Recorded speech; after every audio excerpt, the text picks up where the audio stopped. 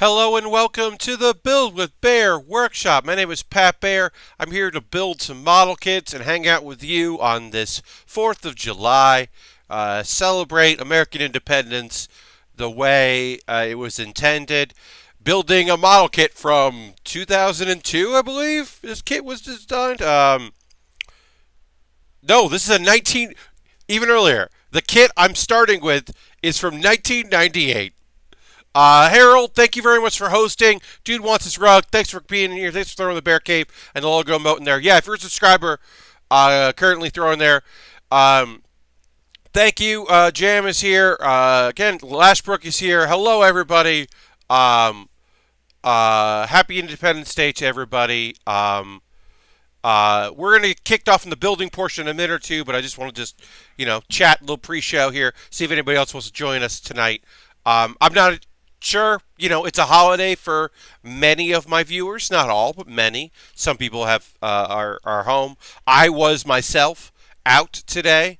Normally on Thursday, peek behind the curtain, I record the following week's background and characters, but I was not at home today. This afternoon, I was at a friend's doing a little barbecuing, a little grilling, a little food consuming, made s'mores. It was very good.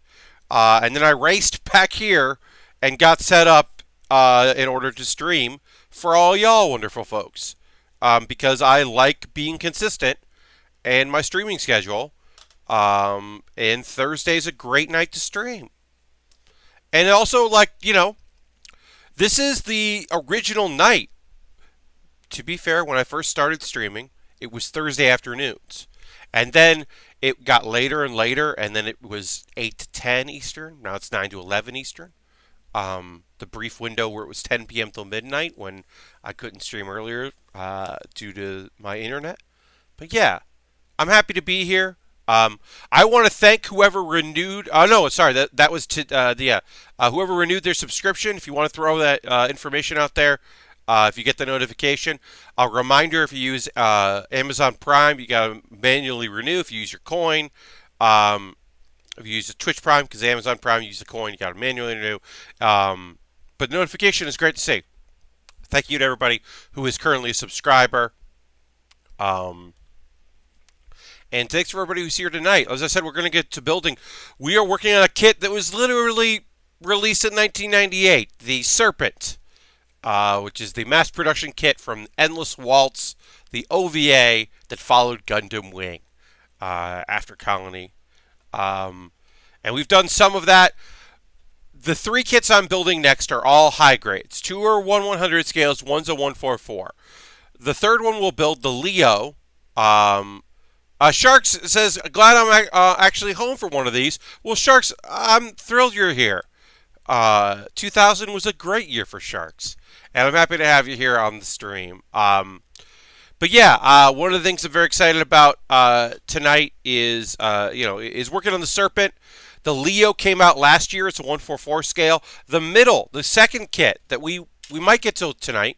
It might be Saturday. I don't know. I don't know how long it's going to take to build this high grade. It's already started a little bit. But the second kit we're going to build is from 1998 as well. And it's the Sandrock from Endless Waltz. And it has cape. It comes with a cape. Very excited about that. And then the third kit, which we'll do in order, because we're just banging out. We're banging out Endless Waltz. This kit doesn't have any rubber connectors. It's a small little kit, the Leo. It's 144 scale. This came out last year. It's the last year this kit arrived. And that's in the future. When we finish this, when we finish the Sandrock, we will have built every available 100 scale of the main Gundams from Gundam Wing. We'll have finally accomplished that. There's one kit we haven't built. It is on my wish list. The hope is that I will eventually pick it up. It might be the thing that on my next time I buy model kits, when I get my next Twitch payout, it might go towards that. I'm not sure. But we have there's a 144 scale of the high grade of the Maganek. from Gundam Wing. We got to build that, and that's all that we. That's the only thing we have not built at this point. I love it's got the axe, it's got the shield. They want you to buy a bunch of them. It's not that expensive either, so we'll pick that up at some point, and then eventually, then the next white whale for me is getting all of the high grade 1/100 scales of for G Gundam, which isn't as hard. It's definitely not as hard to get the G Gundam stuff. It's expensive, and it's probably something I'm going to get not at Amazon. I'm going to get at a store. But, if I was really planning ahead, I would have found the Neo America's Gundam from old Crockett. Put that together. There's 1/100 of that out there. But I don't generally plan around holidays. We threw a little Americana in the stream I did on Tuesday, but you know me, I'm not one necessarily to do that. We did the Valentine's Day thing. We did the Love Tyrant on Valentine's Day. Just finishing a little beverage there, a little soda. Normally I drink water throughout the stream, but I had a little soda left, and so I drink that because it's very cold. Anyway, we'll go to the overhead. Now, a thing I need to point out. Let's get into this right now. We're building the Serpent. You can see in the instructions, we're doing the left and right here. You can see that there. On the bottom, there's a photo of where 2 stickers are supposed to go. There's only 6 stickers on this. 3 sets. I know where these go. I don't know where these go yet. I don't know if these go somewhere on the thing that we're building here. And I just, from looking at it, can't tell where it's supposed to go. So my hope is when I connect all this together, I'll be able to look at it and figure out where these stickers are supposed to go. But I literally can't tell where these stickers go. I can tell later they go on the arm. That's obvious. This is just like showing me a section of a kit, and I'm like, I don't know what that is. Is it the back of the foot when this is all connected? So we'll figure that out. And I might not put these stickers on yet. I might wait until I have a better idea of where they need to go. But anyway, we're building the left and the right at the same time, which is helpful. So let's build some stuff and put some stuff together. Thanks everybody for joining me on this fine Thursday evening. Might be a light stream attendance-wise. Maybe you'll check it out on YouTube after the fact. I'm sure some folks are waiting for fireworks to start on the on the East Coast, I should say, and on the West Coast, they're just getting out of work or going. They're still grilling and hanging out, doing their thing. Totally understand, but I'm happy you're here. Being consistent about my streaming schedule is very important to me. I'm always going to make a concerted effort to be available when it's time to stream. That is the goal. It snaps in like that. Looks good. This is a high grade. This piece right here would probably be another, instead of just part of this piece of plastic, it would most likely be a separate piece at some point. But right now, that's what it is, because this is just a high grade. But as far as a 1998 high grade, still good. I still think this is like a solid piece of equipment that I am happy to put together. I even forgot this existed. I forgot that this had come out in that line because I don't know. I'm not an expert in this. I don't know where Bandai made the decisions, where they made the call, right? The call to be like, okay, this in high grade, this in master grade. I don't know why the Death Scythe Hell is only in high grade, but the custom is in master grade. I don't know why the Heavy Arms and Sandrock and Nautica are all just high grades for the Endless Waltz. I don't know, but they are, and you gotta build them in the high grade version. I understand why a later release of the Leo is just in 144 scale. That I get completely and totally. That's not that's no one's priority. That is a thing that is cool. That it is very, in my opinion, it is very fucking cool that these exist. But these are not things that I would this was not on my heavy on my list of like, oh, I really hope someday they make these. I'm happy to have a Leo, but like, it's a Leo. It's just a mobile suit. I'm happy to have it. I'm happy to build it because I like completing these kits. But it's mostly just like, okay, that's cool. Hey, let me know in the chat if you did anything for 4th of July. If you went somewhere, got snacks, or you just bought a burger for lunch, or it was just a Thursday, just a normal Thursday. Let me know in the chat. I'll talk about my day. Nothing like very big happened, but I had a little bit of a holiday today. But yeah, let me know in the chat what's going on with you, if you did anything. I like, as always, I love hearing about what you're up to, what you got going. And then I can talk about mine. For me, I went to a friend's, a couple. I have never been to their apartment. They live on the 2nd floor and have a patio. And we had a small charcoal grill on the patio. So we did some grilling. I am usually the person that does grilling, but it was not my house. So I was not going to be like, I should be doing this. Let me cough. So I just kind of sat back, let it happen. Helped out here and there.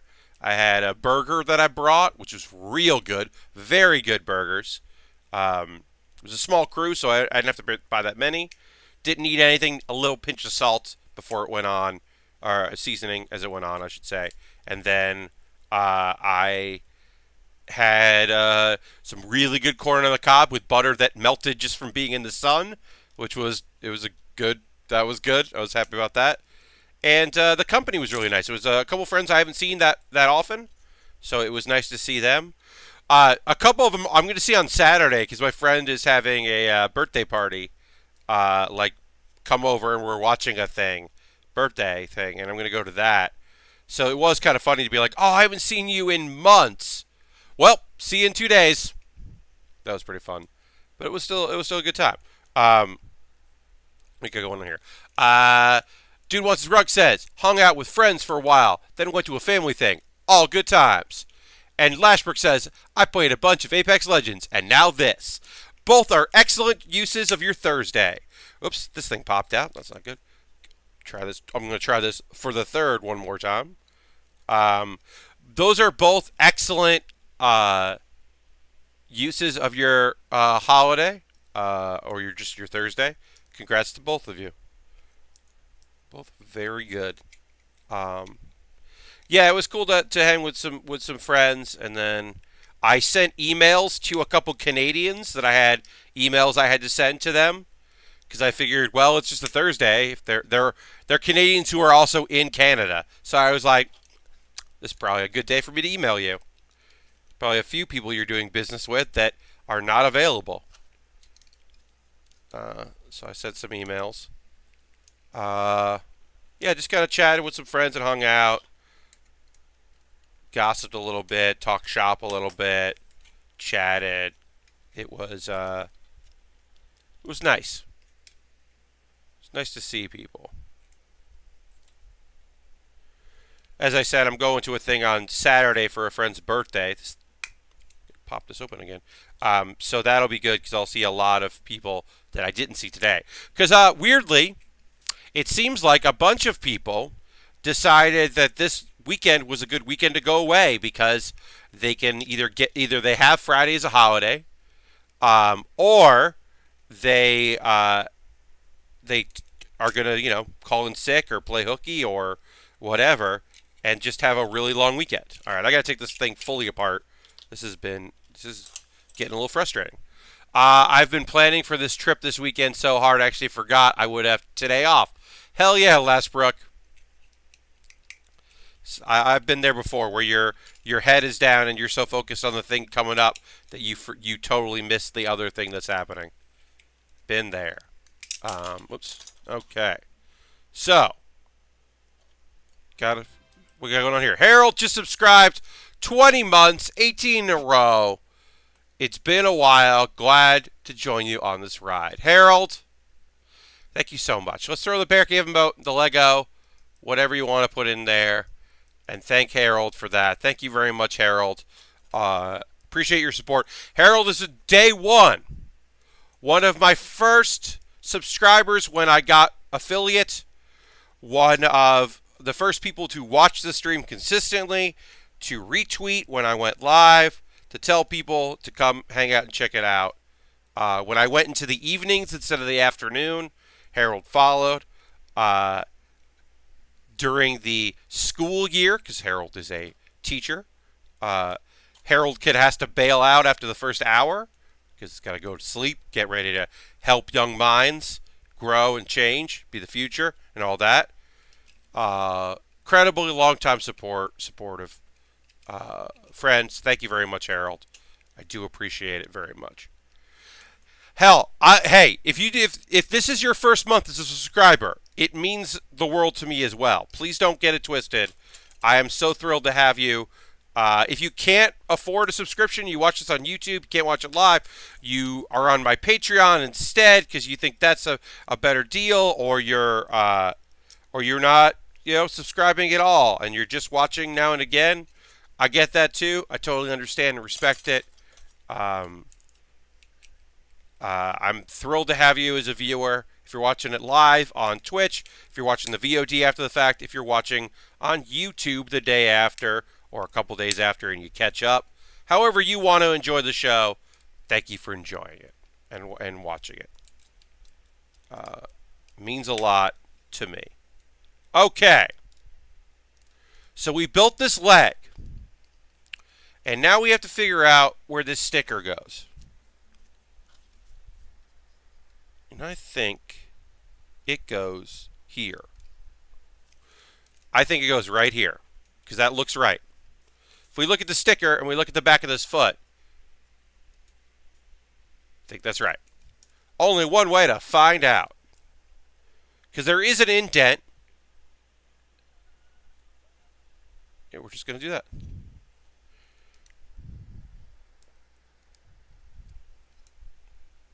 That looks right.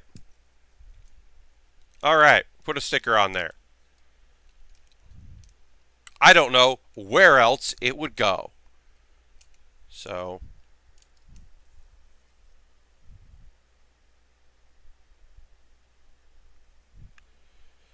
if it's wrong, it's wrong, but I think that's right. So we'll find out after the fact. But there's one leg done. We've already done a leg. It's leg day here at the Build with Bear workshop. So let's keep building our legs. So this goes on this side. It's basically identical except with the direction that the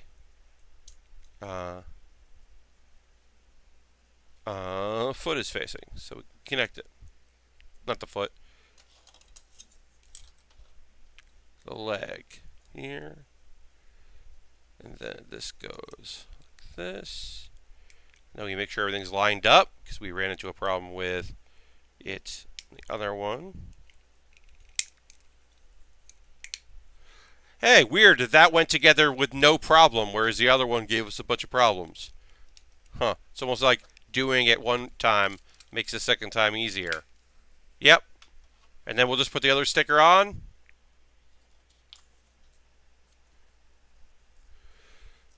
The only reason why I really paused on this sticker application is it's a sticker on the back of the leg, and I was like, why? Why is there a sticker back here? It doesn't make any sense. And it doesn't make any sense.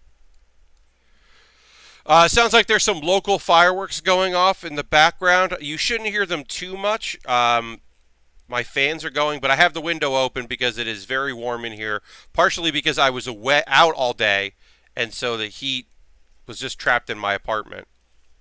There wasn't air circulating, so that'll mess things up. All right, legs are done. Now we're going to move on to shoulders. Eventually we'll build the head and chest, but it looks like the head is pretty quick. And that's where that piece goes. I still don't know where two of these stickers go. We'll find out. Oh, there they are. I found them. They go on the head. That makes sense. All right, so now we're going to build the shoulders, and we can build them at the same time so we can get the same pieces we need. And then we'll... if you're looking at this kit and you're going, this reminds me of something, the Serpent. What it should remind you of is the heavy arms, because it borrows some weaponry from it, and its design, it's like a mass production mobile suit that kind of uses the heavy arms as a framework. So it doesn't have all of the weapons of the heavy arms, like the number of weapons, but it has like the kinds of weapons that you'll find in heavy arms, the Endless Waltz version. So yeah, it doesn't have unfolding and pocket, and every surface is a rocket launcher, but it does have shoulder mounted ones. So it does that. And then E4 and E8. Yeah, if anybody else did anything today, holiday wise, let me know. Yeah, we are hearing fireworks in the background. Usually for 4th of July, I would go to a friend who is very close to here, and I would go at night and watch the fireworks because they are on the river, and so you can see the fireworks. But I decided that I would much rather just stream tonight, and I've seen a lot of fireworks. It was one of those things where I was like, I'm okay. I don't need to see a bunch of fireworks. I love them, but I don't need to see them. So here we are. I'm trying to think if there's any other thing that has come up that I really wanted to chat with you about. I was very happy with Tuesday's night stream. Tuesday night was the bonus stream where I played some Fallout 4 and did some settlement building to build some big buildings. That was really a lot of fun. It was cool to do something I haven't done before, which is that, stream that game and make some silly things and kind of just hang out. It was fun. I don't remember the last time I saw a huge professional done fireworks show. Yeah, Lashbrook, I usually see them every year. This is the first year in a while I'm not going to watch. But I was just like, meh, I think I'd rather just hang out and stream. Do my thing.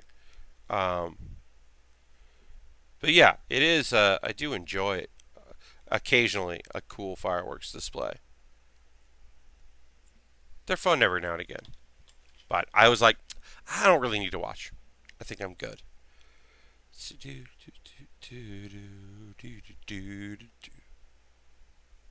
Alright.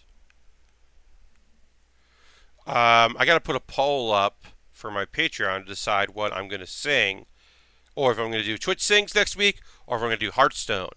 I want to do one of those next week for my bonus gaming stream. But I don't know which one. Those are the options that I'm going to put out. I have a new deck in Hearthstone I really like. It's mean, but it wins quickly. It's a fast, speedy deck. It is a one-turn kill deck that I have named Buff Mech.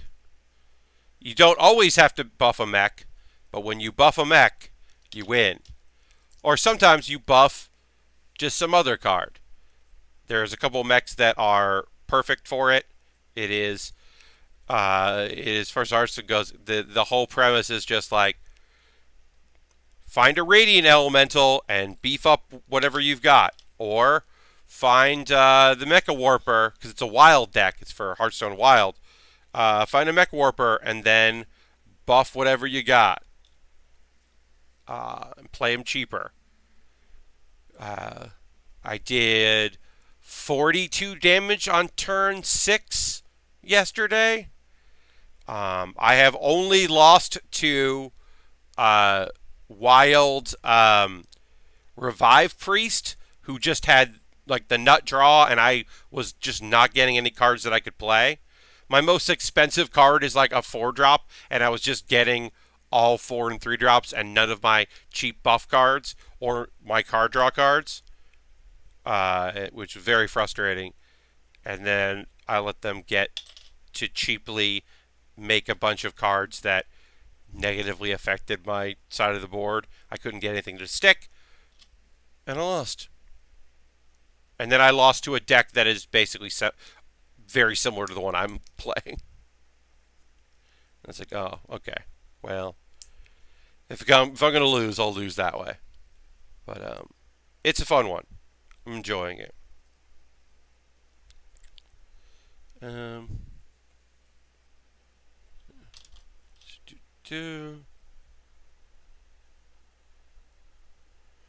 lot of fireworks going off. My landlord's dog, who already does not like anything or anyone, is probably going to lose their minds when they start off in earnest. I don't mind. Look, I don't mind personal fireworks today. Yesterday, I was like, I don't. Tuesday, I was like, I don't. Tomorrow, come on. Today, all right. Next week, what was that a gunshot? What's happening? Like, because you were like, oh yeah, we weren't home, so we didn't get to launch our fireworks, so we just saved them. No, it's a time and a place, and neither of the time and place. That time is that day, and that place is hopefully not at my apartment.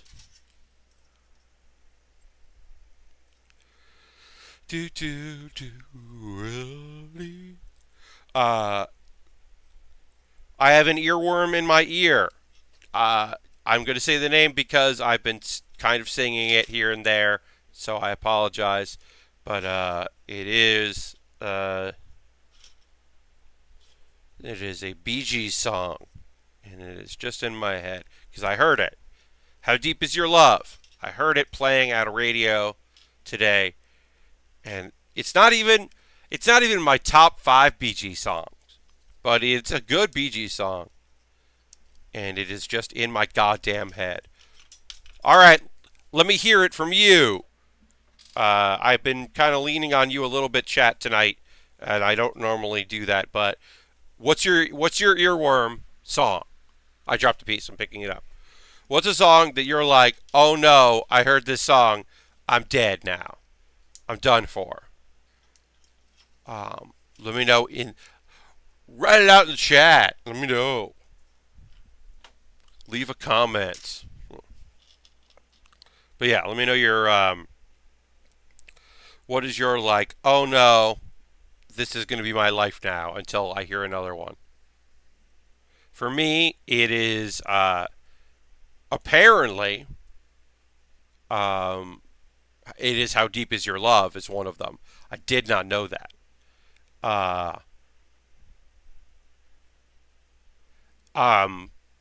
Tunnel of Love by Dire Straits. I don't think I have a go-to, but that Perfect Polka rap that stuck with me for a while, at least in bits and pieces. Yep.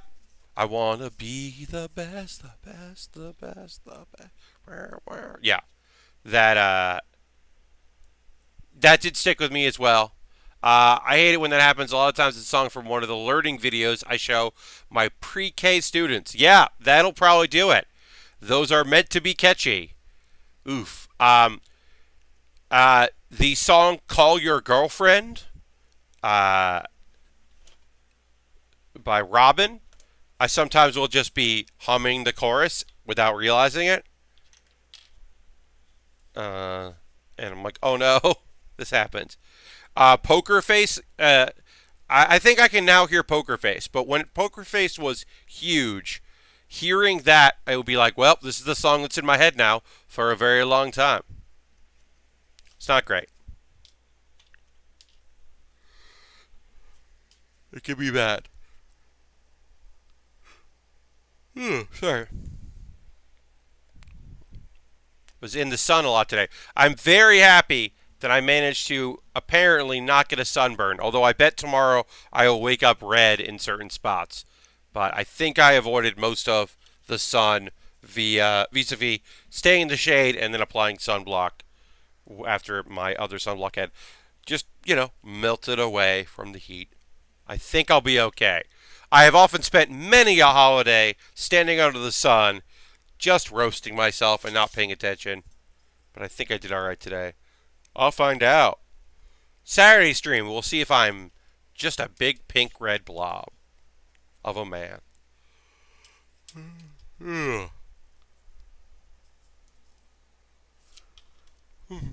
After the pause for the cause, which we're a ways away from, so, no reason to get anxious about it.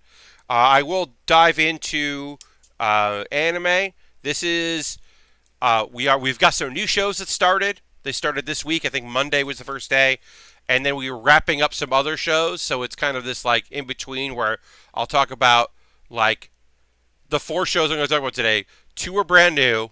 1 is the last episode of the season, and 1 is just an episode because it's an ongoing series and they take breaks now and again, but it's been pretty consistent. So it's all over the place. We'll get a little bit of everything. Spoiler alert, I liked all of it. I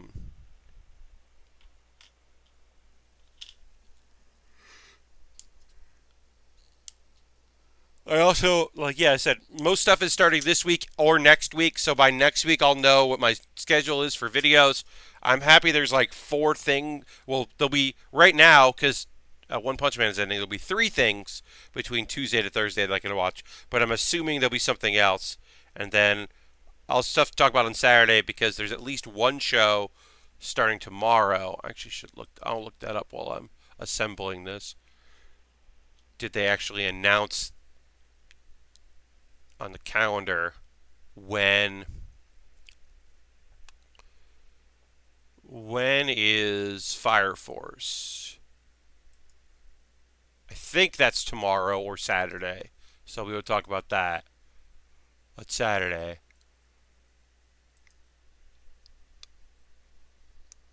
Let's see. Oh, there was a new show got announced. I didn't see that. Oh, that's just the 7th season of a show I don't care about. Dang ghost stories. Ghost story anthology. No thanks.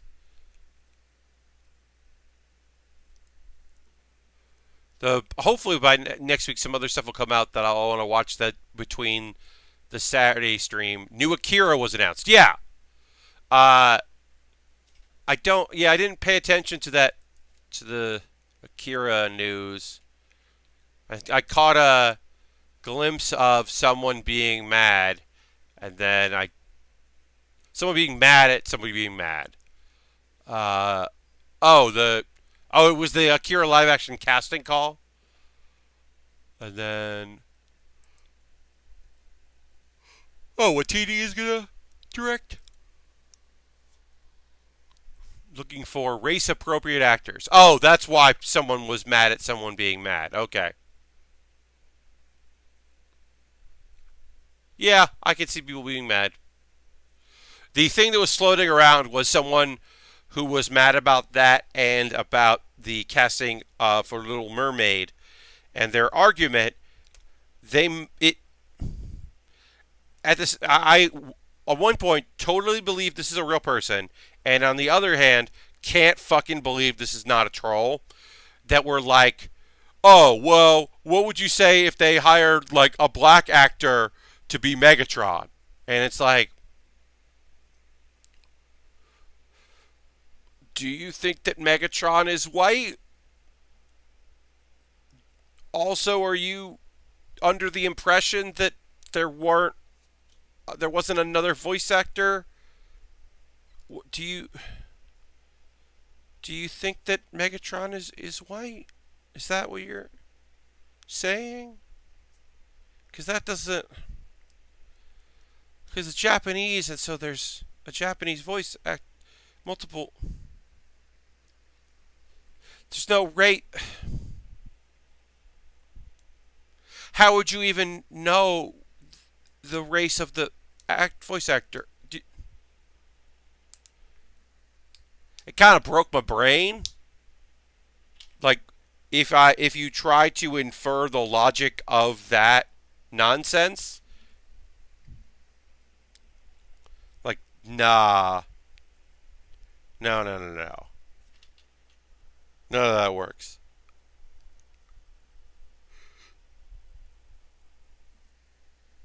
Like, yeah, it just kind of just dies on the vine.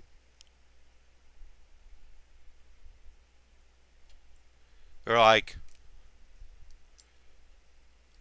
wait, so I'm gonna look this up.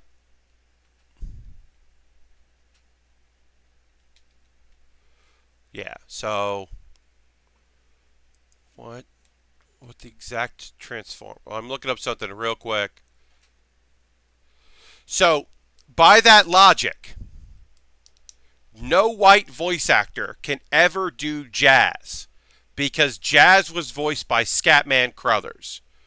So then you're telling me that jazz is just is a black man and no white person or Asian person or anyone else of any other racial background can be jazz. Like if you follow that logic.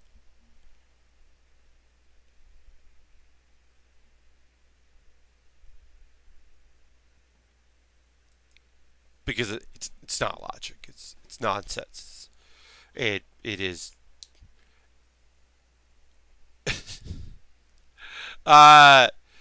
really bored. What did I walk into here? Well, hello. We were chatting about the Akira news about the supposedly the casting call for the movie is out, and I was saying I saw that, and I saw some pushback about that, about like, well, they're animated characters, you don't have to worry about race, and that's juxtaposed with people losing their minds about the Little Mermaid live action casting. And then someone tweeted, and I can't tell if it was just a nonsense idiot tweeted this, or if it was a troll account tweeted that like, oh, you'd be right to be mad if like a black person was cast as Megatron, perceiving that the Transformers are white. It's one of those things where you're like, I don't quite know what to do with that. It like hurts my brain that someone thinks that. I don't know. And then we're also building model kits, and it's fun. I mean, I don't know. It is a strange thing to assign race. I mean, it's very look. I say this as a white person. It's very easy to center white as the default because we are societally raised that way, and it is a thing that you have to push back against.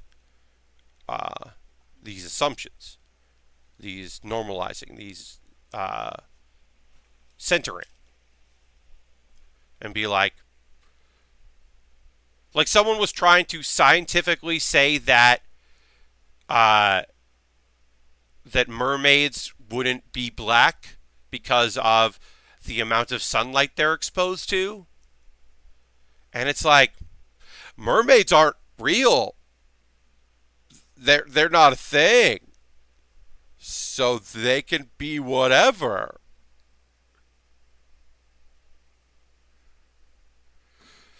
So the casting call is that there's always an ongoing thing. When you look at the reactions to Scarlett Johansson, being cast in Ghost in the Shell, when the whitewashing of Asian cinema, particularly anime, there is always a perceived belief uh, that that characters that are created in anime, just because it was made in Japan, there is always an argument that people make that they're not necessarily Japanese. Where, or in the stretching of Ghost in the Shell, they're like, well, she was Japanese, but she's put in an android body that's not, so it's okay. And you're like, all right. In the case of the Akira casting news, there are people who are like, there's no reason that you have to cast an Asian person in the lead. Whereas other people are like, you definitely should. Um, and it's, it's always, there's always going to be people who, like, yeah, like, there are, to say that Japan, like, oh, if it was done in Japan, it's definitely Japanese people. I mean, that's definitely certainly not true in every case. But also, when you're taking that kind of thing, unless it's explicit, I would say, like, hey, the movie takes place in Neo Tokyo. One can make assumptions that most of the characters are Japanese. Uh, and in many ways, blind casting is great in theory, but representation is certainly, yeah, they're a Japanese street gang. Yeah, I totally agree with you.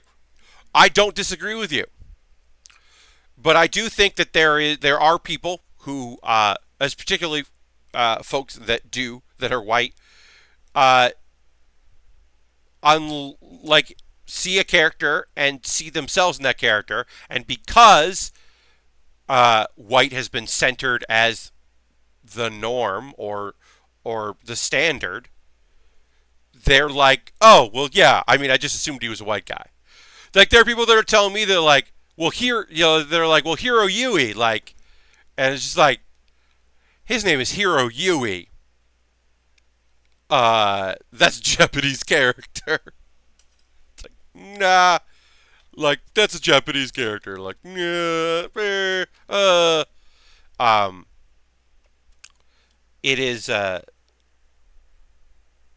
I said, when it comes to blind casting, until there is more of an even playing field, um, like the idea that it's a mermaid, if you're going to hire a black actress to be that mermaid, totally cool with that, in my opinion.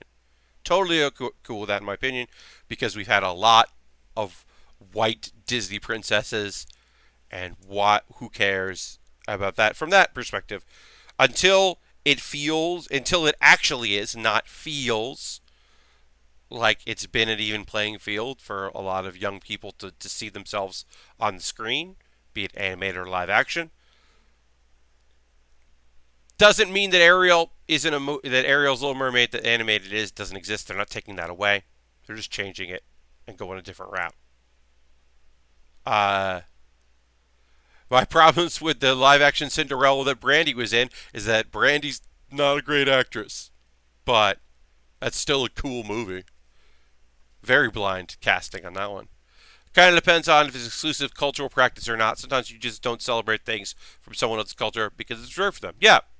I mean, like, one of the big, over the years, one of the rumors was that people were trying to start a live action Akira, and the idea was that it would have Keanu Reeves in the main role.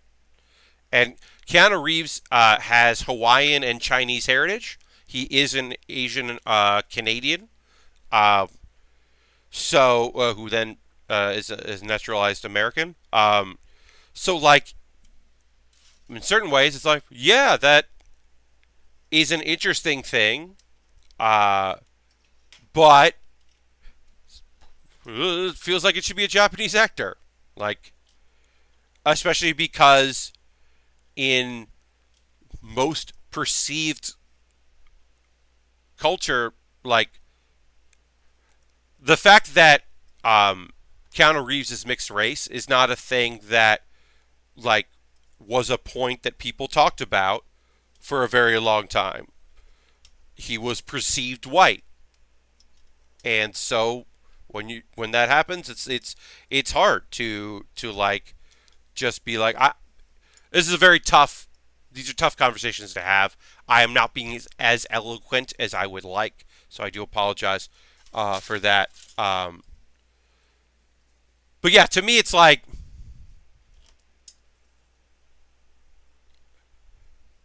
you know, with something like Kira, I think it's somewhat unreasonable to enforce the ethnicity of the actors. It's pop culture from a thing. I mean, to me, it takes place in Neo Tokyo.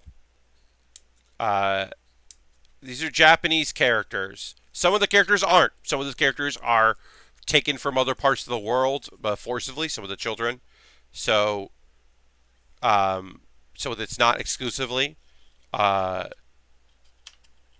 uh, Japanese characters. But to me, it's a street gang in Neo Tokyo. Should be Asian American actors. That is my opinion on that. It is not the opinion of everyone, and I understand that. Uh,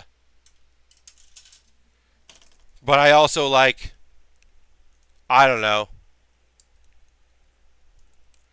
I think the aesthetics of that movie lend themselves to the culture that it is, and the message of Akira.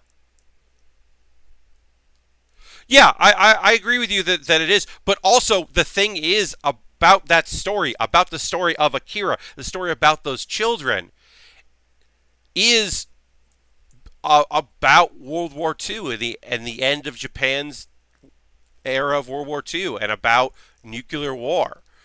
But it does have a very Japanese take on it. Like that's the exploration that the movie is expressing.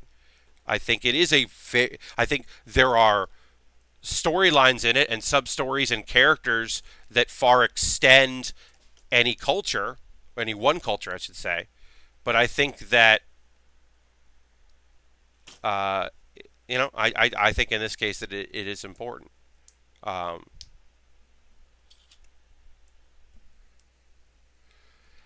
and also, like I'm aware that I see myself in culture all the time. I very much see myself, and I feel very well represented. And I know that there are a lot of people out there that don't feel represented in this world and entertainment and the entertainment they consume. Uh, and so, when there are opportunities for them to feel represented and to be seen in a wide variety of ways, I'm, generally in favor of that. Almost exclusively, one might say, in favor of that, and people being seen and represented. So I got a lot of that growing up.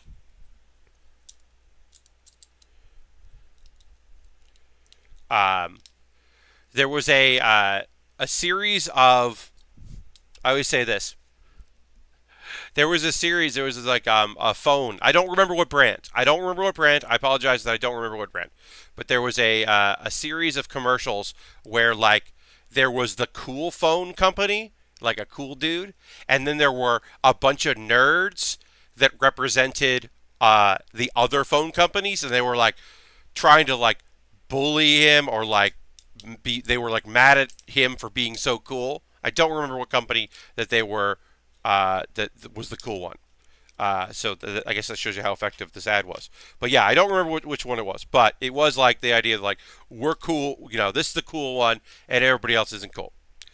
So it was like 4 or 5 nerdy characters, and they all looked very different. There was like a heavier set nerd, and there was a skinny nerd, and there was like a nerd with weird hair, but they were all white nerds.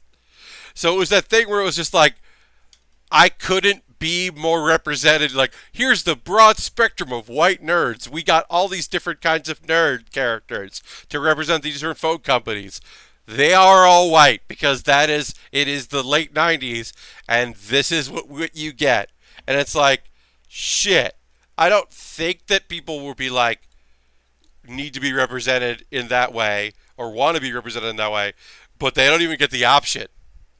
Like, it didn't even, like, maybe there was a piece of paper when someone wrote, like, Asian nerd, question mark? They were like, nah, hire several different white guys for this role.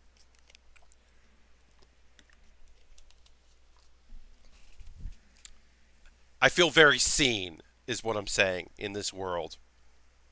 Uh, and the kind of media that exists. Uh,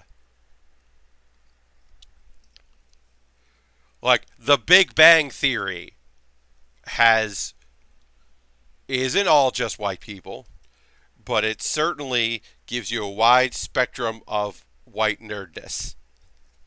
It's not exclusive, certainly. Might not even be a fair point to make in this conversation. But it is a thing where it's like the vast different kinds of white nerdness are well represented. And it would be nice to see other stuff out there get the shot. To not be the one-time case.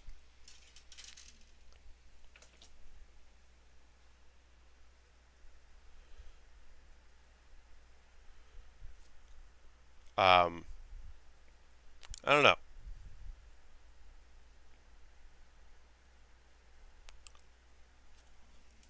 Not so. Not I. You know. I'm not saying my opinions are set in stone, or because they are not. They are ever changing and expanding. What are your impressions of the Serpent Custom? Uh, so this is a kit from 1998. So it's a high grade from 1988. So it comes together smooth. You know, like when you're looking at this, like from the leg perspective here, right? This is very hollow. It has very little weight to it. My feelings is this kit could end up being top heavy, but there's no tricks. There's nothing weird about this kit, right? The hands just go together.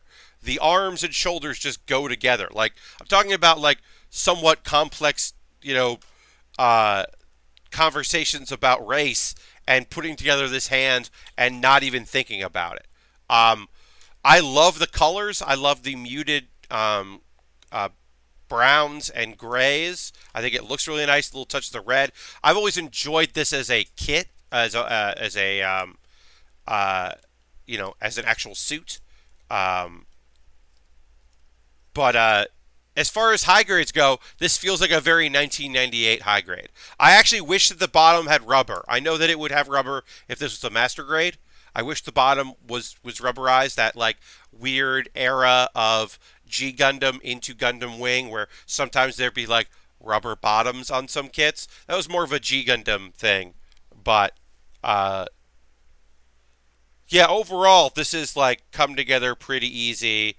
Ooh, I did miss a step. I say everything's coming together easy, and I realize I did forget a piece here. So let me pop this out.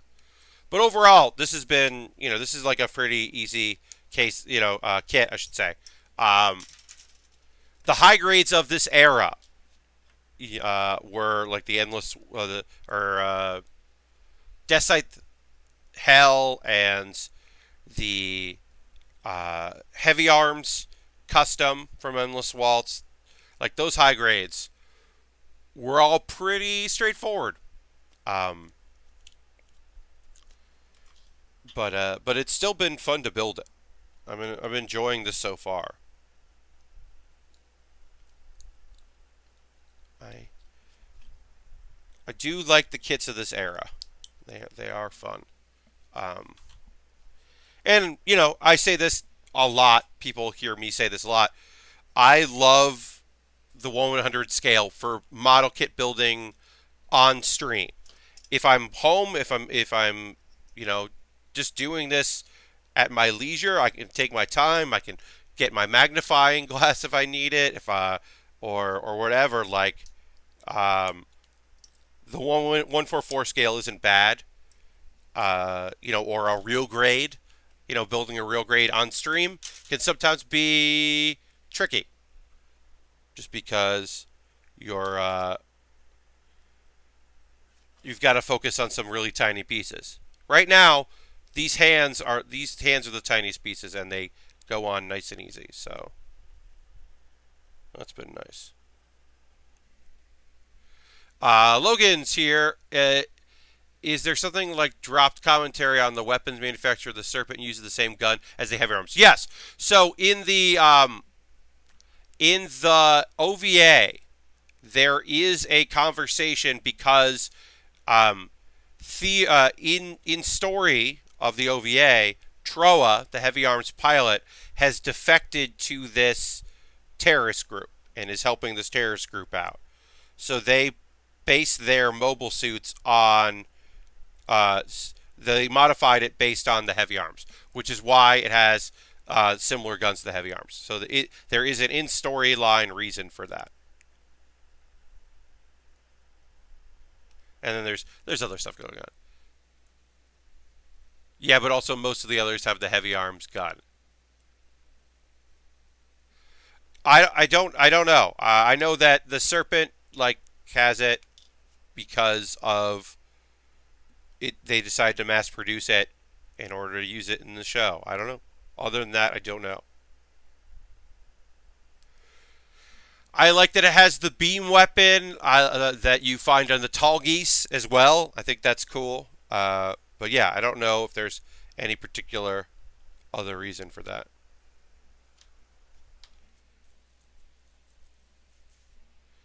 All right, build that there.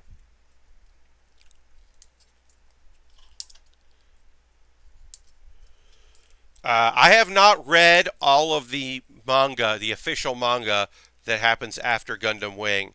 I know that there's a bunch of stuff that happens. There's at least a few in canon stuff that happens, and I don't have the knowledge of that. Like, I know that there's that one of the mangas there is a Duo Maxwell Jr. Duo is a dad, which is cool. But I don't know all about the future of the series in those stories. I never really paid too much attention to them. I should read them someday. Kind of go through. Frozen Teardrop is so weird. Yeah, I've had almost no connection to that. Obviously I watched the original show. I started with it as a dub and then got all of it subtitled and watched it again subtitled.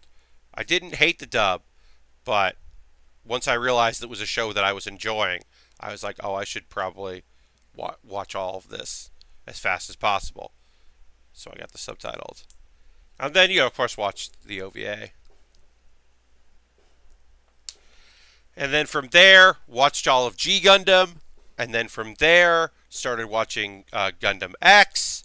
And going back to some of the old Gundam shows and going through those. Which I have gone through a lot. I've watched a lot of Gundam series over the years. Is X good? No one talks about it. Eminently Bored, thank you for the follow. I appreciate that very much. It's going to pop up a notification, but I saw it in the Twitch dashboard. So thank you for that. Appreciate it. So, is X good? X is a disappointment for people that their first Gundam is Gundam Wing. Because in many ways, it is, even though it is like G Gundam and Gundam Wing, it is its own universe and not. It is, the art style feels old comparatively, and what they're trying to accomplish feels like it might as well be in canon in the main universe. There are a lot. There are mobile suits. Very few Gundams. It's kind of that thing. Some people don't like the main characters or like the new type discussions in it. I liked X. Um, X is also weird because it only recently, like when did the Blu-ray come out? Got an official U.S. release, like Gundam X Blu-ray. Let me look this up. Um, it had like a DVD release and whatever. Yeah, they did a limited pressing of the Blu-ray. Uh, and I don't remember when it came out. I'm trying to look up when it came out. Oh, last year. It came out like last year, and it's like it took a long time to get a uh yeah, it took a long time for it to officially come out. It's kind of nutty. Um, I do need to eventually check out the manga because they released a manga to like celebrate it that takes place after the 39th episode. Uh, yeah, it was 96. That's right. It was supposed to be.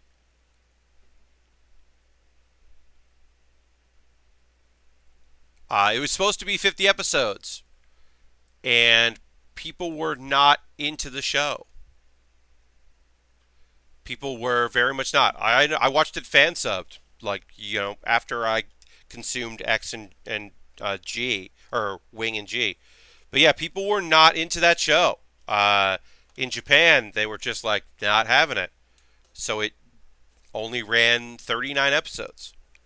Um, just for a Gundam show, especially considering the popularity of Gundam Wing. For God's sakes, like G was interesting, and people were like, "This is weird. You made it a fighting show. That's weird." So people were like, "Oh, okay." But to think about the show after Gundam Wing, and they're just like, people don't like these model kits. They're not buying them. People aren't watching the episodes. Cancel it. Uh, yeah, it's strange.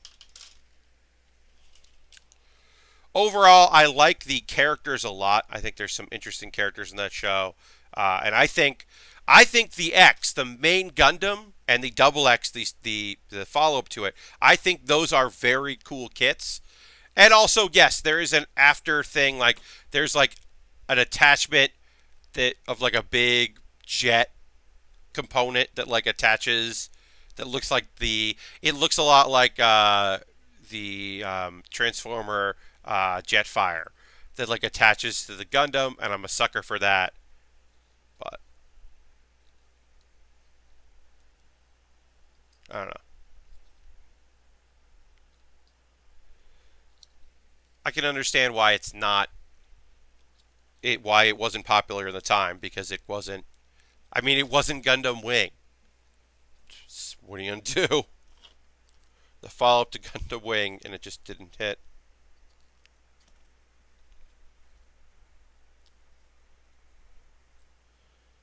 All right.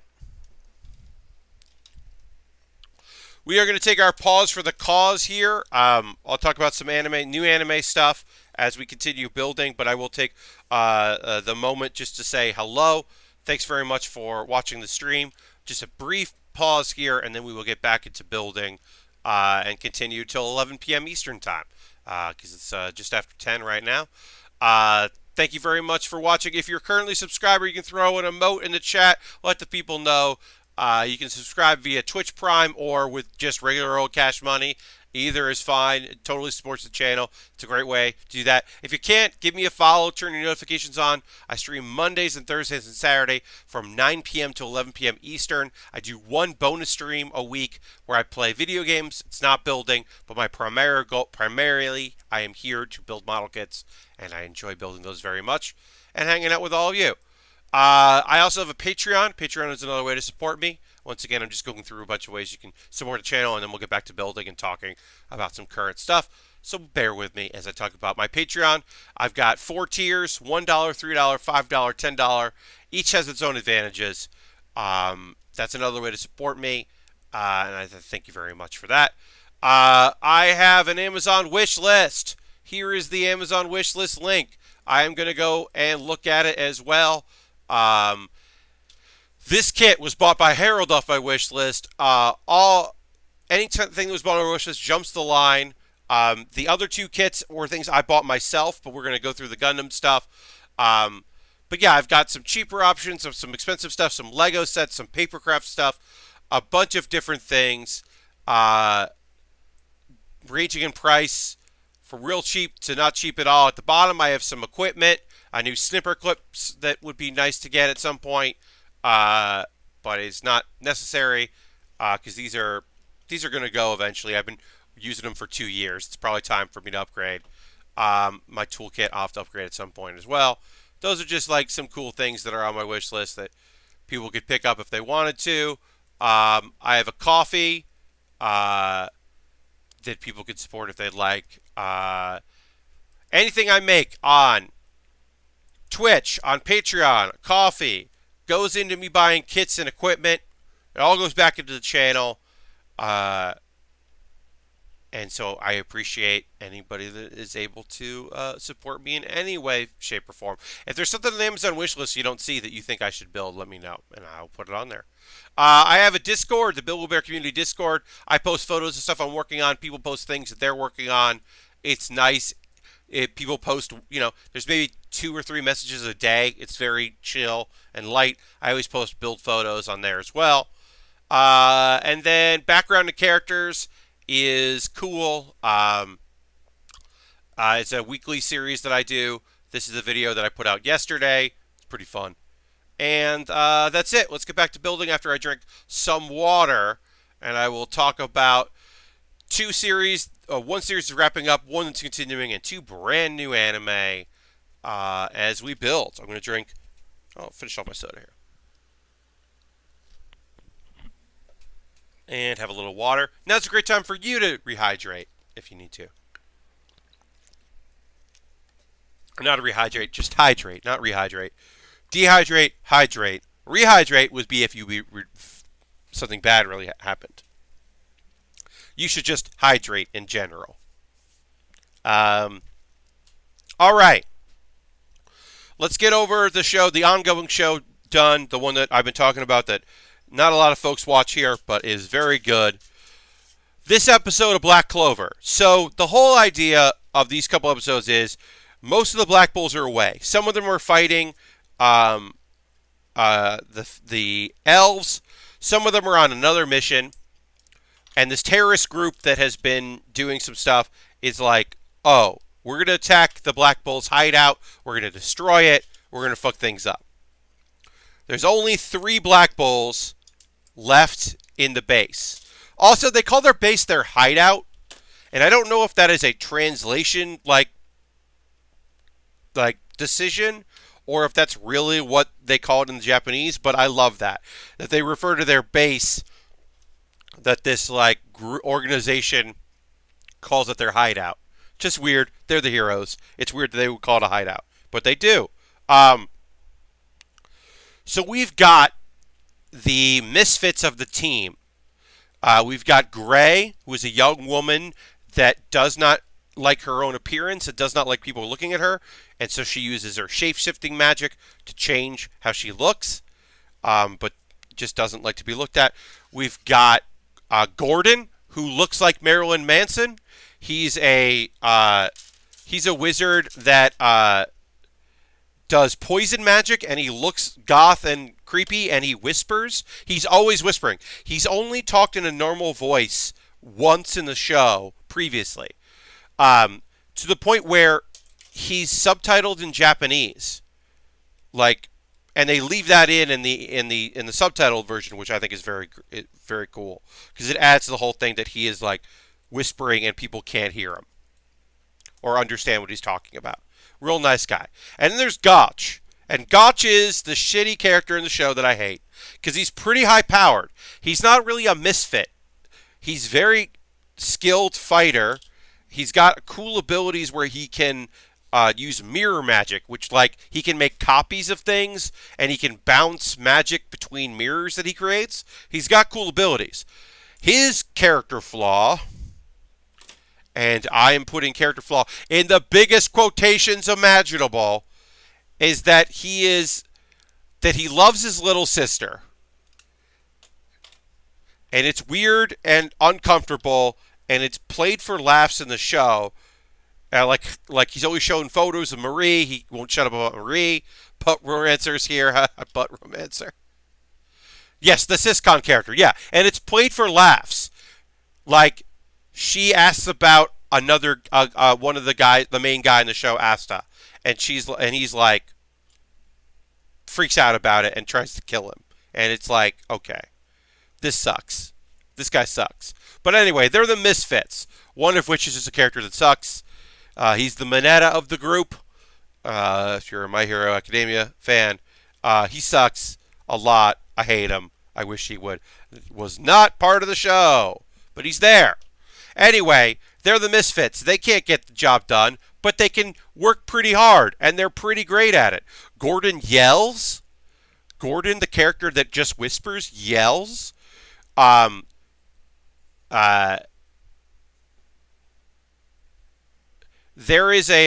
a whole thing where they all use they call it a combo, but it's three of them, where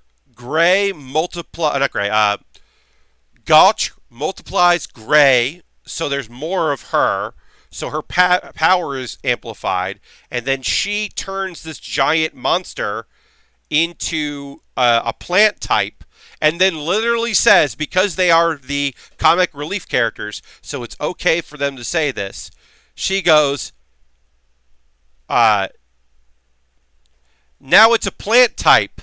Your poison is super effective. Because Gordon is always afraid of using his powers, his full abilities, because it's poison, and he doesn't want to hurt anyone. He doesn't like hurting people. But this thing is an inanimate object, so it makes it like a plant. And then his poison magic works really well. And it looks like they're going to lose. And then the last Black Bull. This season, this section of the season, they've introduced two new characters that came in late in the series, and we meet Henry. And they're like, who the fuck are you? Why do you have a black bull, which is the name of their crew, their night crew? He's like, why do you have this? Who are you? And he's like, I live here. I absorb mana, other people's magic, and I have been feeding off all of your magic and storing it. He's basically like a vampire, but he doesn't have any control of the ability to suck people's mana, and he needs a lot of it. So he's just been living there in secret, and his ability is that he can fundamentally change the properties of the building they live in.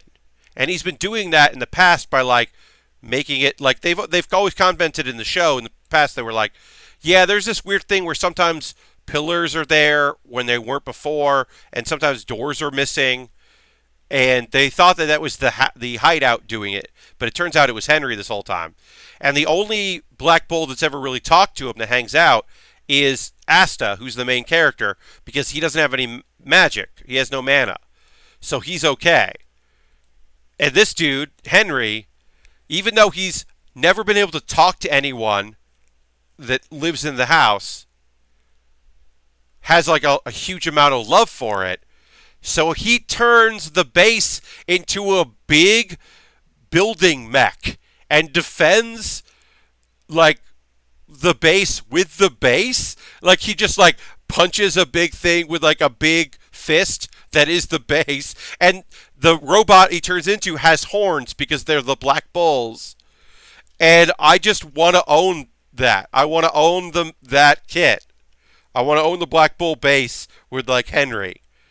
It fucking is. It's incredible.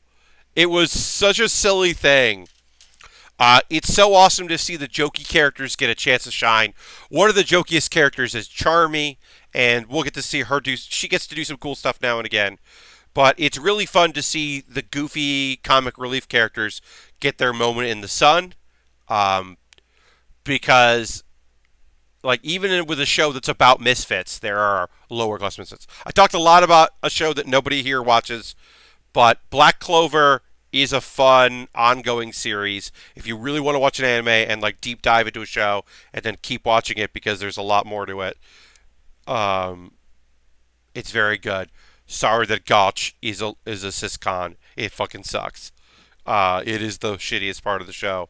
And the thing I have to say, just like we talk about Mineta in My Hero Academia, where you're like, well, they're all heroes. One of them is a piece of garbage. They're all heroes.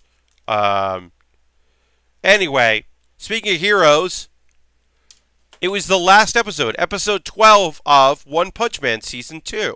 Finally ended. It was a week late because they took a week off during the season because the French Open was happening on Japanese television. So they'd taken a week off.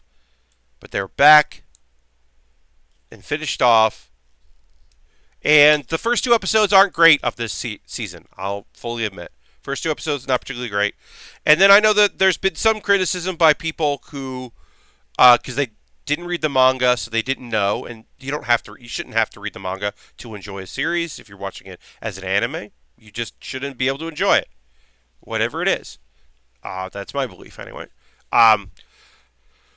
There isn't a lot of Saitama in the show. And I think people were very surprised by that. They were caught off guard by the fact that there isn't a lot of one punches in One Punch Man Season 2. It is focusing on the larger plot, and also one of the main villains of the show gets a lot of episode time. So overall, I think I understand where people are coming from. In my opinion, the creator of the show got kind of tired of Saitama and didn't know what to do with this comedy character, this overpowered, probably easily the strongest character in the series, and doesn't think it seems like the creator wasn't interested in, well, I'll make a villain that he can't beat in one punch or in lots of punches.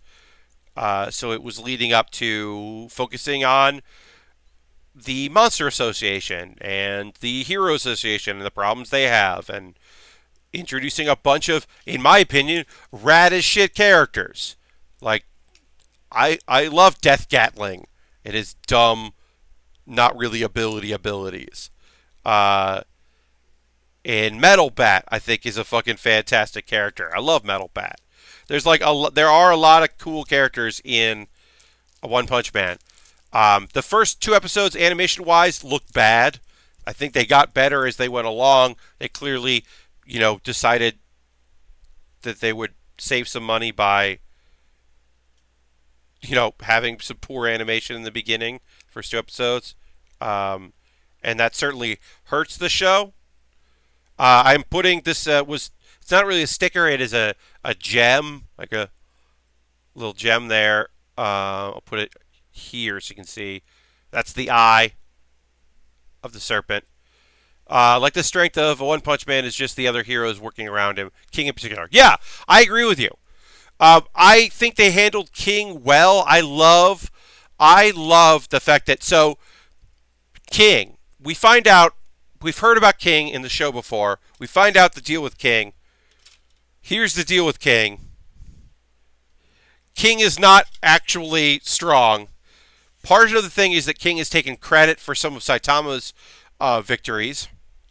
But also, King is intimidating looking. He's scary looking.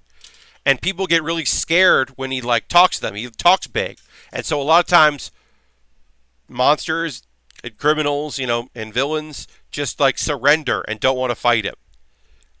Because he's so strong. But he's not. And that's fun. And then there's this thing where they're like, the King engine is revving, and it's this sound, this thumping sound, and it means that King is getting ready to do shit. It's going to be big and vicious. It's not. That's his heartbeat. His heart pounding in his chest about how scared he is. I love that. I love the the King engine is I heard the King engine. King is ready to go. And it's nah, this dude is scared shit. That's just a fun bit of business that I very much enjoy. We got 2 stickers to put on our face. We're going to put those on. Um, Overall, I think it was a good season. I love seeing Metal Bat. But Garu, the hero hunter, the hero killer, um, took a lot of screen time and energy on the show. And I think some people didn't enjoy that because, obviously he's not a good guy, but he's not wrong about like what he has to say about heroes, and particularly his opinion of the Hero Association. I think is like he's like, all these Class A heroes showed up to beat me because they have an inferiority complex about the Class S heroes that he's focusing on hunting and beating. Uh, and how, like, much like My Hero Academia, it is focusing on questions about the very concept of a heroes association and being a hero as a job and as a business, uh, and what that means and entails. And it's interesting. There's a lot of interesting stuff. It's not as silly and goofy. There are plenty of fucking cool ass moments in the show. I think it ends very strong, but I understand why some people might not be thrilled with One Punch Man Season 2. Overall, I hope that the animation in each episode is better in Season 3. I assume there'll be a Season 3. I hope that Crunchyroll picks up the U.S. rights. I think Hulu will keep it as long as they can, which is a shame, because I do not enjoy Hulu, and I can't wait. I'm gonna do a full rewatch of the series, watch every single episode again of Season 2, and then I'm going to cancel my Hulu. I'm waiting till next week as well, in case there's a show coming out that I really want to watch that's only on Hulu, and then I will watch that there. But I'm really, fingers crossed, done with Hulu. So those are the shows that are, one's ongoing, one's new. It's time to talk about, or one had a new episode, but it's still ongoing. It's time to talk about the brand new shows.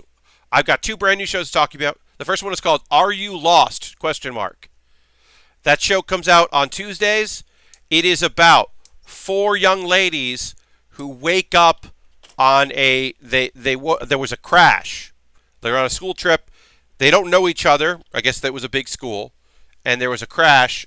And so now they're all like figuring things out and figuring out how to survive. And one of them clearly has survival training and knows what to do, but is also pretty awkward as a person, it seems like.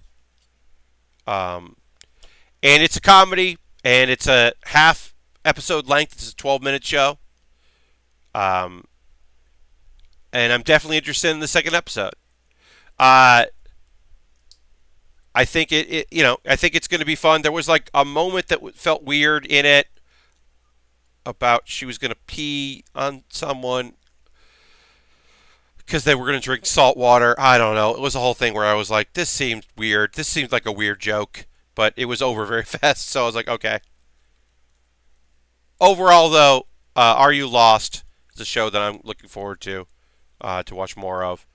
And the second show that had a new episode, the episode came out today that I watched, is a slice of life. It is a full-length, 20 whatever minute slice of life called, it's a long title, If It's For My Daughter, I'd Even Defeat a Demon Lord. I'm going to say that again because it's a lot. If it's for my daughter, I'd even defeat a demon lord. It is a RPG fantasy setting, not a real video game, or like not a person in a video game. It's not an isekai. It is a dude who's an adventurer, finds what he believes to be a half demon but is a little girl, and he decides that he is going to uh, um, adopt her and deal with that being a single dad. And people are like, you're not. What are you? Where did this girl come from? And he's like trying to keep it a secret. And it's a little comedy, and it automatically seems cute. Now, caveat to the show: I have heard that eventually, in the manga, this show turns bad. I don't think we'll get that far in the anime, but I do know that because they're not related by blood, eventually when she grows up, she falls in love with him. Which is not the first nor the last time. It's always creepy. It always sucks. But I don't think we'll see that much of this anime for that to play a role in it. But when I was talking about shows I was excited about, more than one person was like, hey, just so you know, that manga got turned bad. And I was like, okay. So now I'm saying it out loud so that people know. And I'll, that like that show apparently ends up being not cool, which sucks because it's a great premise. And also, I love slice of life in fantasy settings. I love slice of life shows, period. But in fantasy setting, hell the fuck yeah. It was very cute. I'm excited to watch more of the show. I think it's a fun premise that seems to be handled pretty well. So like I said, I am excited for more of it. We got some more action stuff coming out tomorrow, and so I'm excited about that. And then next week is when some of the new isekais start, I believe. I have to see. I also have to see if there's anything that's Funimation only that I need to check out, or if there's anything that came out that's coming out on Hulu. But also, like, what show was it last season? Oh, Wise Man's Grandchild was on Hulu, and then the next week it was also on Crunchyroll, and I don't know why, and they just put up 2 episodes of it. So I'm like, that part I was very confused by. I don't remember the last time that happened, or if that's ever happened before, but it was weird.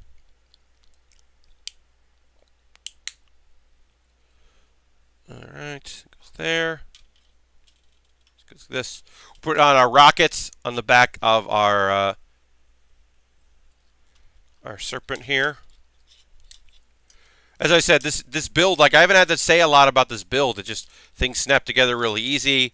There's lots of little rubber grommets here and there. This goes together pretty smooth. I mean, it is a high grade kit. And this era of the Endless Waltz high grades, like, yeah, things just kind of went together very well.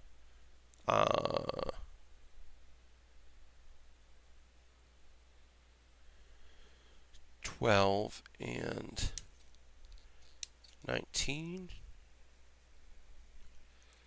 If there's any shows you're excited about, like I'm excited tomorrow to watch Dr. Stone. I've been waiting for that. Crunchyroll has been hyping that a lot. So I've been pretty hyped myself for that show. Fire Force, I'm going to give a shot. It seems like it could be a cool show. Let's see if there's anything else. There's the Isekai Cheat Magician seems cool. The Isekai that is about the guy's mom that follows him into the Magic Land and joins his party could be good. Who knows? The one where a whole school shows up and one guy has like a bad ability. I don't know if that's going to be good or not. That could be hit or miss. But could work. I don't know. Like I said, I will give it a shot. I hear it's horny, but I'm curious about how heavy are the dumbbells you lift. Yeah, Lastbrook, that is an interesting slice of life looking show about like weight training. I am interested in that show as well. at least seeing what's up with it. But yes, I have also heard that that show is very horny.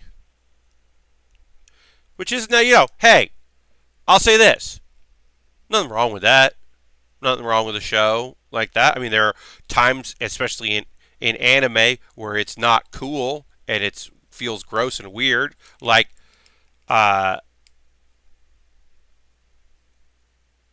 sure, bad about body weight from what I also hear. Oh, that's bad to hear. Um, that sucks. Hopefully, yeah. I mean, I'm gonna check it out because like the premise seemed kind of interesting. Uh, but yeah, if it's shitty about body weight, then that'll be an easy skip. Um, but yeah, I mean, like How Not to Summon a Demon Lord is a show that I think is interesting, but I would never recommend anyone watch because its horniness is gross and weird and like disruptive to the good parts of the show. So it's like, no thanks. Can't recommend. A16. A16, great. Put some rockets on our backpack. But yeah, I'm interested in some of the new shows, seeing what's coming up. We do have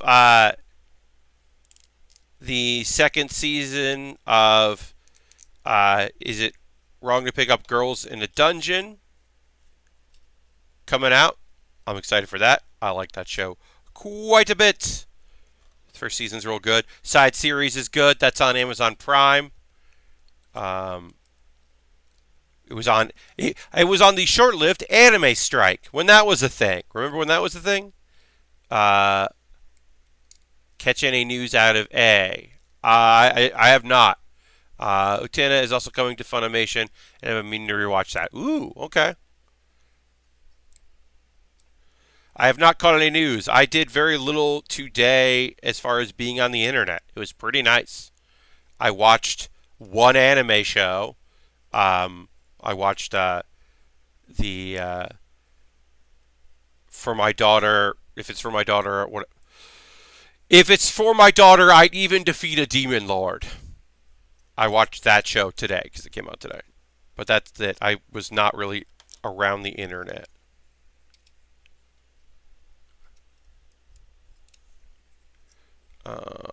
Rockets.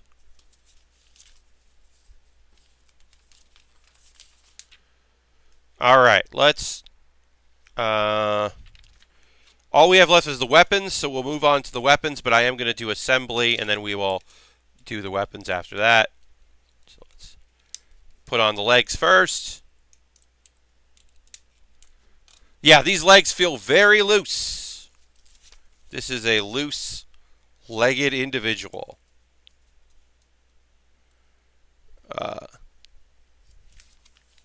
Yeah, this definitely feels hopefully not too top-heavy when we add all the weapons in, but yeah, the connectors here at the waist feel not great. And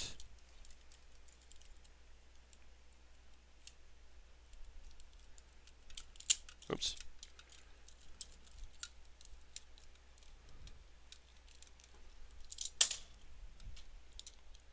Oh, popped off.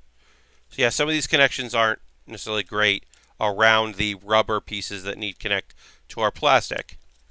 These are not particularly great. Yeah, so this is not this is a pretty fun kit to put together, but it has not been the best as far as how it looks or how it stands as a kit. And then this one slide open. This one slides open. The other one doesn't. But yeah, this is not the most sturdy kit in the world. I'll say that.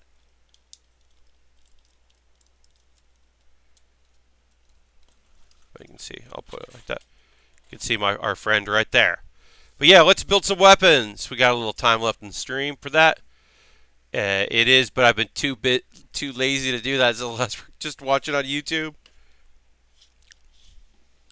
I mean, also sometimes it's I would say that to uh, if you're ever interested in a series, that if you go to the like Crunchyroll's YouTube or Funimation's YouTube, you can also often get either full episodes of sub shows or the first episode, or like just watch some clips, see if there's something that interests you.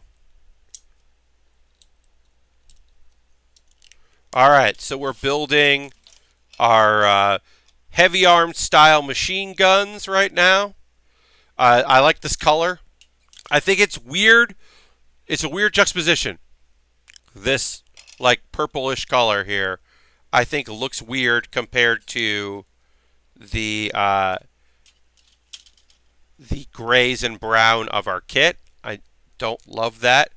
It definitely looks like this was an afterthought, that they were like, oh, hey, we have some heavy arms designs, because the guy with the heavy arms showed up. I'm catching up with Giant Bomb stuff, and really ought to catch up with anime. I missed out on a week of podcast from keeping up with GDQ. That'll do it. What do you think of the proportions of the kit? As I'm only bored. So I like the bulkiness of it. I mean, obviously, this is not meant. This is meant for maybe storyline wise for people in a revolution or in a terrorist group, depending on your point of view. This is not meant to be the Gundam of It's not meant to be a Gundam. It's not meant to be like one incredibly skilled pilot making this work. This is meant for mass production. So I like that it's got big, bulky, nonsense legs as a concept. As a kit, this feels incredibly unstable, and putting a high grade on a stand always feels weird. But like, this feels like a kit that was built in 1998 that you wouldn't, like, I wouldn't display this kit without a stand. And I probably wouldn't display it with too many weapons because I would be afraid that it would just tip over if I had like too much stuff going on.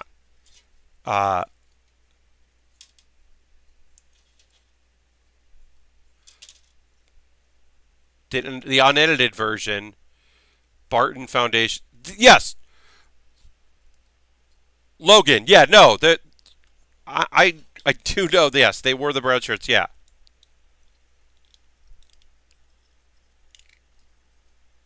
No, they were the thing.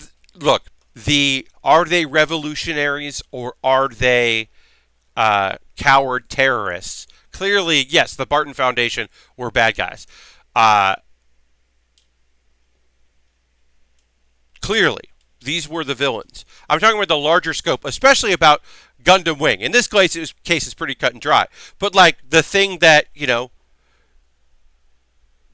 to the Federation, the colonies are like the Gundam pilots are definitely terrorists, because it's not a war. Like it's an act by a small group of people destroying military bases. In the Endless Waltz, it's very clearly like, yeah, no. These are motherfuckers. Yeah, it is more cut and dry, which is why Troa is infiltrating them. Yeah, yeah. No, I was kind of speaking the broad thing where I was like, because in some instances it's like very clear, like, oh no, these are the bad guys.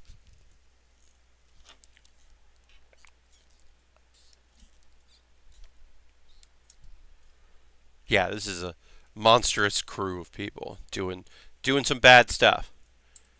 Like I said, I like that the heavy arms, the heavy arms weapon is like, they're like, yeah, we'll adopt that. Oh, we don't have it in the right color. Doesn't match with anything. Whatever. We'll just throw them on. It'll work out. All right. So, but yeah, this is as a kit. Obviously, this is 1998. It's a high grade. There are things about it that I think are totally reasonable and fine, but it is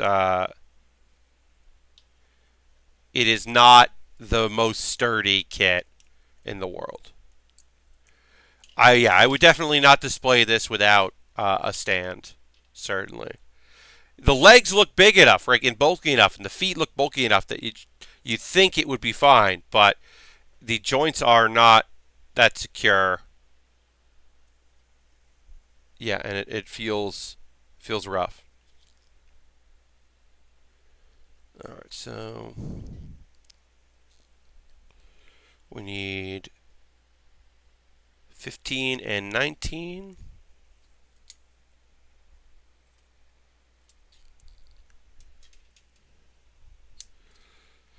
Do, do, do, do, do.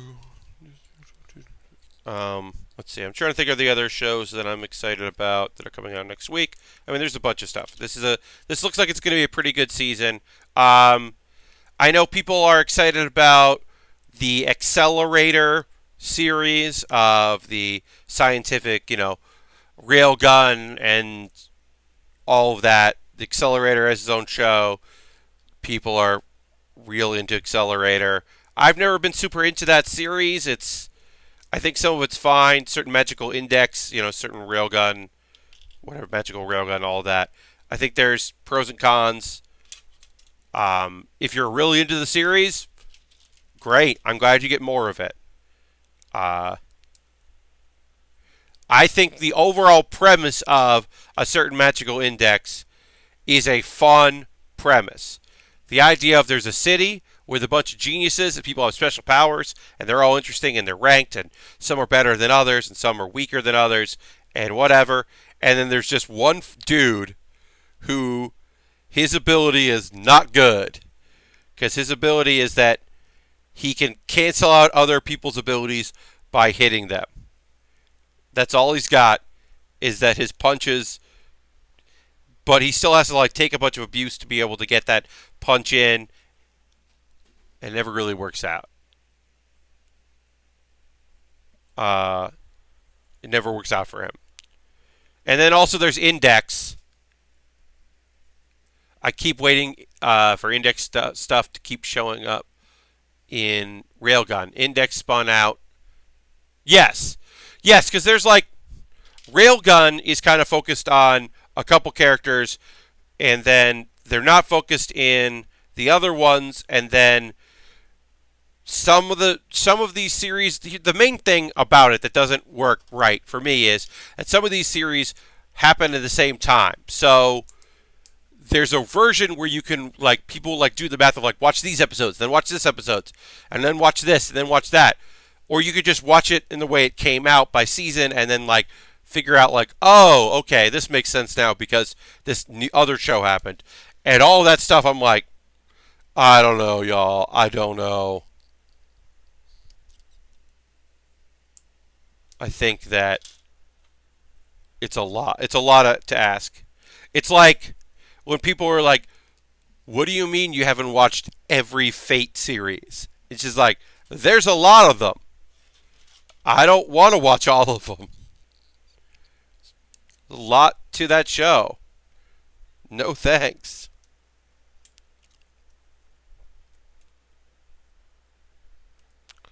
Maybe someday I'll go in and watch all of them. Yeah, the timelines overlap, but without crossover, kind of like trying to read difficult Marvel lines during the same event. Yeah, different Marvel lines, not difficult, different. Yeah, there's not a crossover thing, but there is an overlapping thing, and then there are characters that are dealing with things in one show and the repercussions of them on another. And it's all very neat, but I'm okay. I think I'm okay if I don't know what the deal is with that show. In the same way that I've watched all of one Fate series, and I feel okay about that. I watched the goofy one that's about food. Today's Menu in Emiya House, today's Menu for Emiya Family, is a out of world goofy interpretation of the Fate Night saga that focuses on cooking food and being happy and being chill. And if you know stuff about the series, there are some references that happen in it, and you're Haha, yeah, I get that. I get why he's jealous of this other guy or wary of this other person. But you can also just watch it and be like, I don't know why these guys are mad. I don't know why these people are so good at volleyball in this one episode. Seems cool that they're all eating food. That's nice. I don't know. But it is kind of fun that I like have a general knowledge of what that show is about, but also have never watched any of it. I don't know. The first Fate series just kind of became popular in a period where I wasn't really paying attention to anime too much, and I just never got into it, uh, and just haven't had a reason to find out more about it. Maybe someday I will, but probably not. All right, we're building our guns here. Got 2 more weapons to build. We're just going to go until we finish this today, and then we will continue on with our kits. On Saturday will be our next build stream. We're still going today. We're still going to finish things up. Oops, assembling this wrong. But Saturday we will work on the Sandrock Endless Waltz, the custom. The working on the high grade of that, which I have over there, and then when that's done, we'll work on the Leo.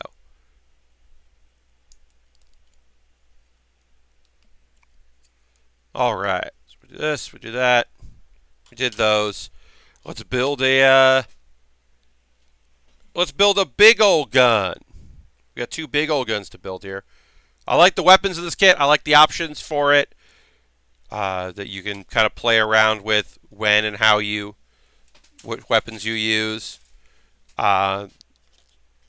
This big old blaster from the Tall Geese is cool to see again.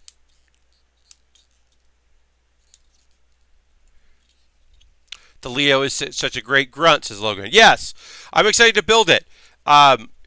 I like that. Apparently, this came out. The Leo came out last year, and apparently the design philosophy of it, which I think is that like each sheet is its own section of like here's the legs, here's the arms, here's the chest and body and head, like page, and it's just like it's meant to buy like multiples of and build yourself a little army. I think that's pretty cool. And fits with the utilitarian, like, this is a mobile suit. It does mobile suit shit. It shoots. It's pretty strong. It will fuck up people. It will lose to a Gundam. Many of them will lose to a Gundam. It's a Leo. It explodes, says Logan. Yes. Yes, Logan. It does explode. It mostly does the job. It's good fodder.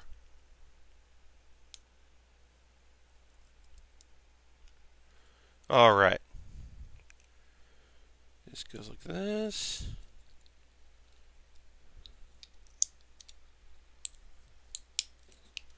I appreciate. Oops. Oh no. Some of these rubber connectors are not particularly great. Most of them are fine. Oh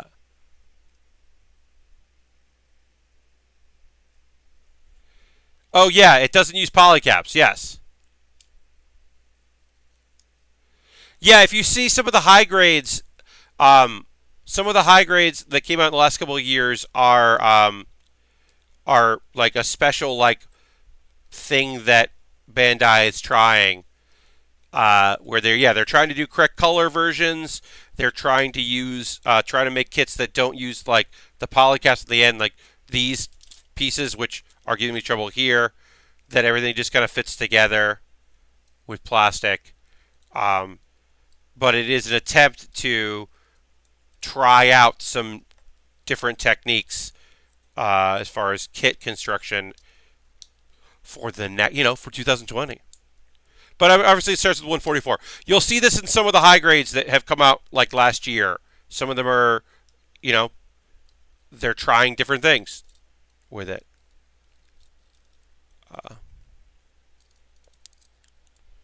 Which I think is cool. Yeah, I'm going to have to pop this all the way open again.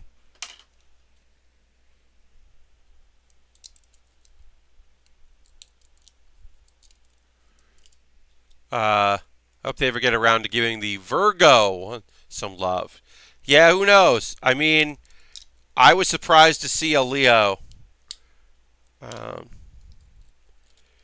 show that I mean, I'm a sucker for it, but I would love to see some master grades of some of the kits they only did in high grade for G Gundam. I don't think I ever will see those, but I'd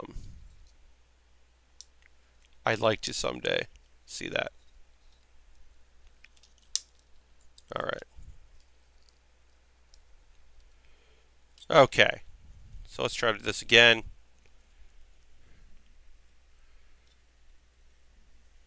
But yeah, I mean, there are a few kits though.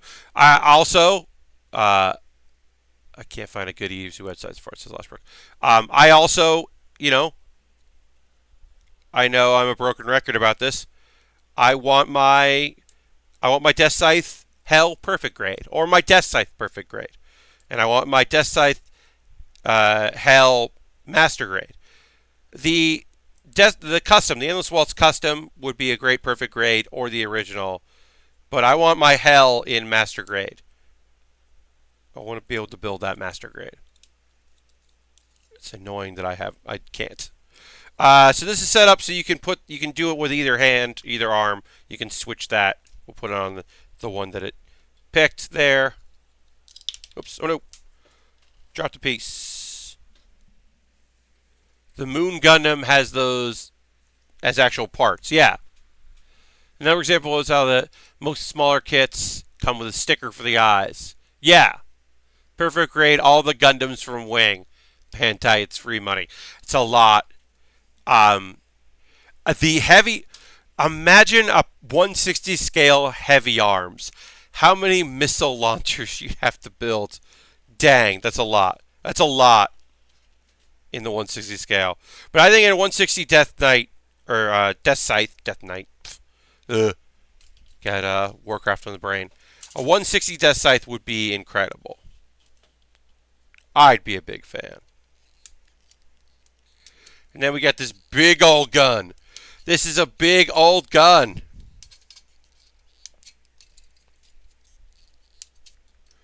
Yeah, I don't know. I don't think they need to make a perfect grade Sandrock, but that's my bias. My biases. I think who knows? There. Alright, so we gotta put this here. Lots of fireworks still going off in my neighborhood. That sucks at this point. It's fine. I wish this the handle here was a separate piece instead of one piece, so that it could bend it around. It doesn't. Whatever. It's a high grade. The fact that we built these many weapons in a high grade, I'm happy with. And then, all right, let's get the handles here.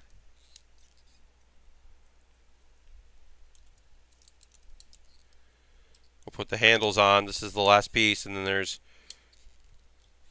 some extra piece here for some other stuff from the heavy arms, basically, is left over in this kit from the heavy arms master grade, or perfect, or high grade. See, I'm getting all confused.